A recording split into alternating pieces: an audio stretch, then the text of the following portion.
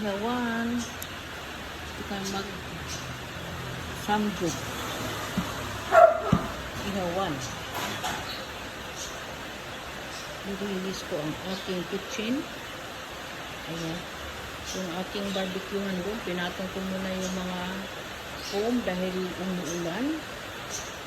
Mabasa doon sa labas. Doon kasi yung aking gazebo.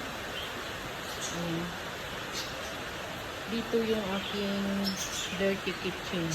Ito yung aking daily kitchen. Ayan. Ayan po tayo.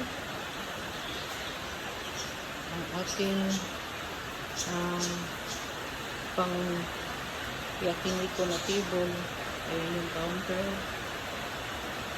Dito. Masarap dito mag-samgyup. Yan, ihaw. Ayan.